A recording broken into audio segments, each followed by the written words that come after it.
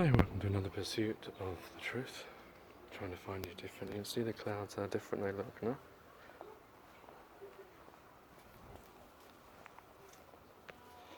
So, went to Soweto. Oh yeah, I've shaved. Because I didn't bring my normal shaver, so that's why I'm clean shaven. So you're probably thinking, is this really him? Yeah, it's me. I know I look completely weird without this hair. Yeah, so I went to Soweto. Went to see Mandela's house. Yeah, it was interesting how, and I probably wouldn't have believed in this before, the idea that buildings seem to hold something. Because when I was in there, Ava, my wife as well, we felt like this emotion, this sadness. Now maybe, it could be done by the words that have been said by the tour guide, but it's just funny how sometimes certain places do have that capacity to make you to feel. I'm not going to go into the Mandela story because obviously everyone knows about Nelson Mandela and the struggle in South Africa and apartheid. The other thing we saw was Hector Peterson's memorial, which is, there was a school, there was a shooting, and they shot, he was the youngest, he wasn't actually the first.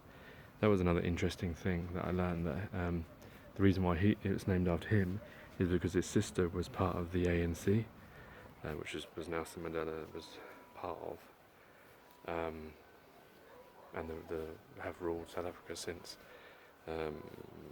97? But yeah, it's interesting how the other guy, whose name I don't remember now, he was actually the first child to get killed, but Hector Peterson was the youngest. I guess, in these battles that, the youngest of a child that gets killed, the more attention it will get. So maybe that's why it's remembered.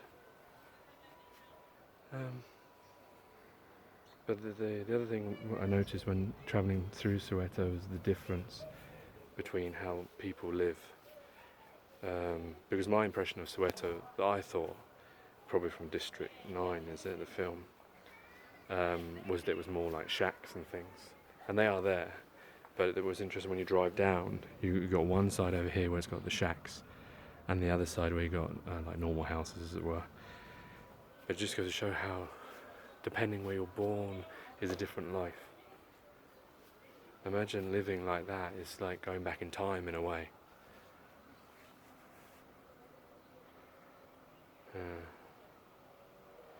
What was the other thing I wanted to talk about was to do with GM, genetically modified food, because they seem to embrace it here in South Africa a lot more. But it's interesting when I was talking to someone that was saying that, my brother-in-law, his brother-in-law, yeah, that how Europe says that it's safe. I mean, who knows whether it's safe or not, but they won't plant it in European soil because they're worried about the effects, of the ecological effects, because they're changing the way things are there. So maybe insects will, die out, or other things, and that has a knock-on effect, a butterfly effect, as it were. But they're willing to put them in Africa. So these things never change, eh? Not in my backyard, but in someone else's. But it just, the problem I have with it is that, whether it's safe or not is another issue. My problem is, this place that we live upon has sufficient food and nutrients and proteins and whatever for every single individual and more. But the problem is we sell it. We make it.